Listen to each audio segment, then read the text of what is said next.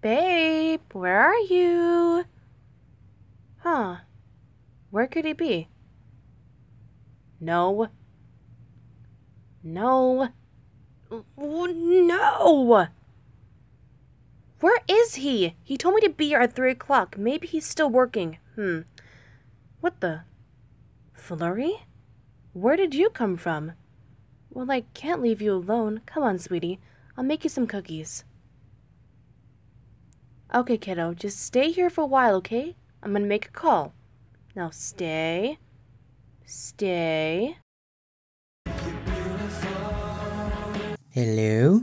Babe, where are you? I thought you wanted to meet me at 3 at the Rift. What happened? Sorry, Rosie. I got a little held up on something. I'll be done in 10 minutes. Flurry, no! Don't touch that! Flurry, that was my favorite vase. Flurry, put that down! Flurry, what's going on over there? It's a long story, and let's say it's not going so great. Yeah, aren't you a little devil, aren't you? Yes, you are. Yes, you are. Okay, Flurry, one more cookie, and that's it. Babe, how fast can you get here? I need help.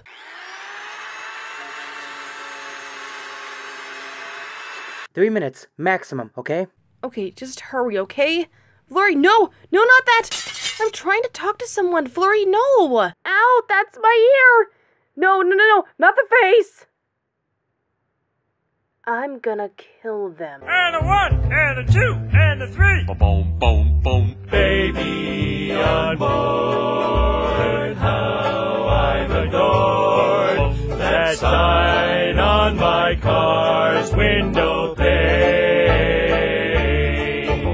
Bouncing my step. Rose, you okay? Oh yeah, just peachy. Hey look, it's a Rose McFlurry with sprinkles. Really? Now? Is a pun really a good time? I'm sorry, Rose, I'm just trying to make light of this. Here, hang on, let me help you get cleaned off. Thanks, babe. Look, I'm sorry for being a grouch, but she's a marshmallow monster. She's just a baby, Rose. What did you expect? I don't know. The only kid I reached was Pastel Pros, and she was never like this. Then again, she wasn't an alicorn baby, so that kind of makes sense. I don't know how Shiny and Cadence can do without losing their minds. Oh, wait. They already have. I including one of them. Look, can you please remove her? I can't feel my leg. There we go. Comfy little girl? Aw, you both look so adorable. Like two little cookies. Wow. In my head, this sounded way more attractive. Now I just sounded dumb. I wouldn't say dumb. Silly is a better word. And that's why I fell for you in the first place, Rose. So as far as I'm concerned, that's not a bad thing. Aw, Watchy, that's so sweet. And that's why I love you. You always find the right words to say, no matter how cheesy they are. Thank you. Anyway, now that I'm here, what did you want to meet me about? Wait, I thought you wanted to meet me here, unless I read the message wrong. Dear FlutterRose, I would like you to meet at the Reef Cafe at 3 so you and Watchful can watch Flurry Heart. I know it's last minute, but we know you can do it. If she gets fussy, just give her a favorite toy whammy. Love, Shining Armor, and Cadence. I read it wrong. It was for both of us. I must have read too fast and I didn't notice the whole thing. That explains why she's here. Gee, thanks, Shining Armor. Well, I guess we're stuck with her for a while. So much for our date. Sorry, babe. Oh, it's okay. I don't mind watching Flurry. Besides, we can always go on a date next time. Anyway, we've got some time to kill. What do you want to do? Well, we can review our new episode. And hey, it's about Flurry, huh? Oh, gee, I wonder what happened. I bet you the castle exploded. I'm just hoping we don't get Baby Cakes 2.0. What? I love the Baby Cakes episode. It reminded me when I used to be a full sitter. Oh, the memories. The thought of it was so cute and slightly accurate, minus the magic and chaos, of course. But, I mean, come on, how bad could it be? Can't be that bad. Personally, yeah, it is that bad. Hopefully, if the episode is better, I can explain where the episode succeeds where Baby Cakes fails. Okay, Mr. Hotshot, let's begin. Alright, so we begin with Twilight and Spike, who are talking to the nurse Redheart, Sweetheart, who has been taking care of sick fools who got sick on their picture day. Wow, wish I got sick on my picture school days. Anyway, So Twilight is getting ready to go see them by buying treats, toys, and reading them a story. Okay, I have to admit, this first few 2 minutes was so cute and so sweet. I mean, Twilight takes her time to go visit some sick fools, make them feel better. I mean, that's just so adorable and just gives me the feels. Oh no, it's Shining and Cadence with the bad hair day. I mean, seriously, do you two not take pride? You look like your looks are royalty for Celestia's sake. The poor guys are just enjoying the wonders of parenthood. The late nights accompanying the baby, the feeding her crap you wouldn't even feed yourself, the playing with her. Actually, the last one isn't that bad, but there's also the diapers. At least they're magic users and not earth ponies like the cakes. Seriously, that might be simultaneously the most disgusting and badass thing I've ever seen ever. Makes me glad I know magic. Yeah, it makes sense. I'm just grateful I have chaotic magic so I can levitate things, right, Flurry? So yeah, I agree. This was a little bit interesting to watch. But seeing Shining Armor and Cadence come out of nowhere to convince Twilight to watch the babe was almost like they were kind of forcing her to. But Twilight, being love-struck by the baby, of course she says yes. And forgets her task to see the sick foals. At least Spike has a mature side in this situation, and he's a baby dragon. Actually, I think Spike is easily the best part of the episode, acting as the straight man and the reasonable one. Most of the best humor and moments in the episode involve him in some way, shape, and form. Which is good, because I love seeing the little guy get some love as opposed to, well, let's just call it what it is, the universal punching bag. Yeah, or an overachiever. So once they leave, Twilight and Flurry play bear tag, which was so cute to see them playing together. Reminds me of my siblings when we used to play together.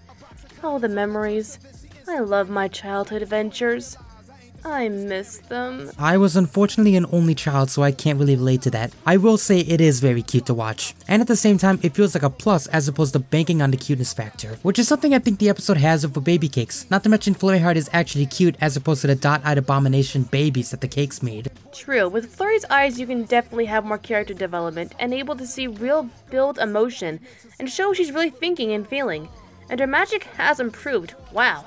Look at that perfect circle. Yeah, Twilight wasn't kidding when she said her magic is improving dramatically, which is another thing I will give this episode over baby cakes. There, they tried to explain that unicorns can get magical spurts of energy once in a while they're young. And normally that's an explanation I could buy. The problem is that they went too far with what the babies were capable of, and kinda spat in the face of continuity and world building. When Twilight Sparkle, as a filly mind you, older than a baby, can struggle to turn the page of a book with her magic, then these babies have no excuse to be Kitty from the X-Men. Here though, I completely buy Flurry being this magically gifted. Hell, she's an alicorn after all, and a naturally born one at that. I'd be more surprised if she didn't have crazy magic. Well, she does in a way. I mean, it's more powerful than ponies, even grown alicorns.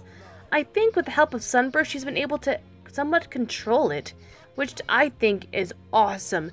She may be a baby, but she also understands very well for her age and learns very fast. Of course, it's just my opinion. I mean, I could completely be wrong on this. Not a bad opinion to have, but anyway, after the game, Twilight's ready to head off, but first feeding time. And thus, Twilight's slow descent into baby hell begins. Babe, don't swear in front of the baby. The last thing we need is for her to say her first word and for it to be a bad one. Sorry, though the episode does seem to be taking the same route as baby cakes. I'm normally fine if the episode can do anything different, and thankfully for the episode, it does do enough different. And heck, so far, it's actually fixing some of the problems. Well, it was good until we meet Shining's old guard friend. I'm sorry, but I found this guy completely boring, and this scene was just so weird and awkward. Like, just the way he spoke and he goes to rephrase things made things even more, what's the word? Pretentious as all heck? Yeah, we'll go with that. Let's continue. Your turn. I will admit this guy's kinda weird. He's like a mixture of a dude bro and one of those artsy-fartsy expressionist artists, like Amelia Abramovic, only without the guise of going all the way with it. Then again, he is passing off a solid black painting as art, so maybe he does fit into the art scene. I know, it's just so brain-hurting, it makes it so cringy. So anyway, I'll admit, in some way the artist was decent and gave a calming effect which was strange, but also gave me a reason to laugh at Shining for being stupid, and Cadence for being creeped out. So as Twilight tries to find everything done, with her patience with Flurry was slightly being altered because she wants to play, but Twilight has to get things done. And Twilight wants to be the best BAE in the world to Flurry, while doing her duty to be committed to that she committed to. Hey, I just realized something hilarious and Klopfic related. And what is that, if I may ask? BAE to Twilight means best and ever, but if you read the initials it spells babe. She's also saying that she's her lover. Oh, that is hilarious. Oops. Oh great, hang on a sec. Easy, it's okay there, little princess. Aw, that's so cute. He would make an amazing dad someday. If only I had my camera. Damn it. Ah, there we go. Now where were we? Huh? Oh, right. The episode. Yes. So as Twilight makes it, she begins to read through the folds and is distracted by Flurry Heart, who throws a major tantrum and tries to find her doll, and levitates everything to find it in silence? Huh. That's not something you see with Baby do. But again, I can buy it from Flurry, being an alicorn and everything. I think Sue would be able to do this, and would have her emotions control her magic to the point where this would happen. I certainly buy crazy levitation over phasing through walls and flying. And no, I'm not gonna stop complaining about that episode. Okay, but I disagree. This scene really shows that Twilight does have a temper, doesn't like to show it, unless it's really necessary. Just like when Starlight almost destroys her castle by the spell that she did to mind control her friends. Once Starlight tells Flurry no and confronts her, she sees that she's frightened Flurry and now she's afraid of her completely.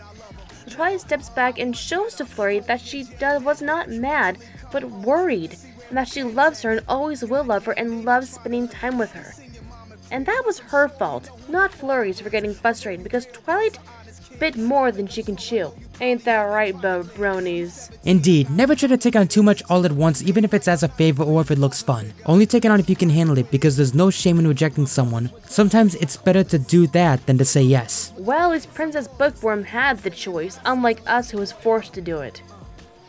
Although, I'll admit, she is kinda cute when she's not destructive. It makes me wonder if I was that bad as a filly.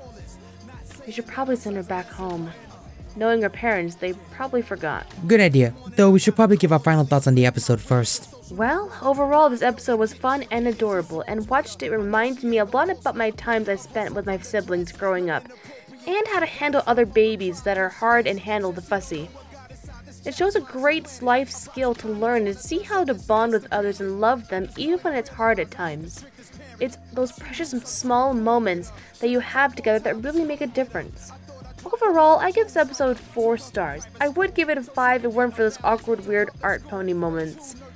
How about you, babe? I'll admit, while I do feel this episode is miles better than Baby Cakes, it's still only average for me. It has its moments, like Spike, and it was cute at points admittedly, but other than that, it was pretty average overall honestly, nothing really special or amazing about it. But then again, nothing bad either, so I guess it breaks even. I give the episode a 3 out of 6. It has its moments, but it's pretty average overall. Okay, it's your opinion, but also gives me an idea. What's your idea on babies? Because I want one. Rose, I love you, and I'll admit I like the actual making part if you know what I mean, but I don't think I'm ready for a baby yet. Someday though, let's aim for getting to the marriage level before we think about kids. Okay, I guess we can wait. But between you and me, no one is ever really ready to have kids. I mean, take Shining and Cadence for example. They weren't ready, and still aren't. But in time, they'll get used to it and be amazing. Just give it a good 3 years. Well, here we are. The Crystal Empire. Alright, McFlurry. It's, been fun and all, but it's time you go home. But you can always visit, okay?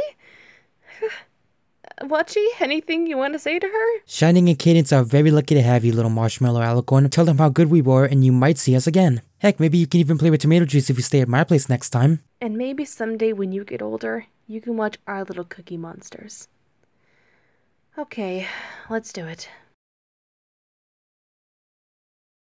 Okay, that's it. I'm done. Come on before I flood the place with my eyes. Well, that sucked. But it was fun too. She's back where she belongs. And at least we spent some time together, reviewed the episode, and even got a taste of parenthood. Hey, we did, didn't we? Well, talk about a double feature, and we also went on a date kinda too. We should watch the Cake Twins sometime. We can watch the CMC and even Flurry again. Oh, that'd be so much fun. We could have little play dates and little dates to go to, make them food and cookies, and make sure that everything is all fun for them, and also make sure that everything is all great and everything. Oh, I just think of the possibilities. This is gonna be interesting. Anyway, everyone, I'm the Watcher Pony, and that was FlutterRose, who is going baby crazy as far as I can tell, and this is why we brony. See you all next time. Check it out. Yes.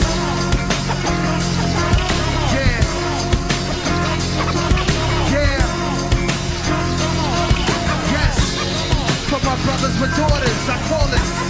For my brothers with daughters, I call this. For the fathers out there, yeah. Yo, I saw my daughter send a letter to some boy her age. Locked up, first I regretted it, they caught my rage. Like, how could I not protect her from this awful fate? Never try to hide who I was.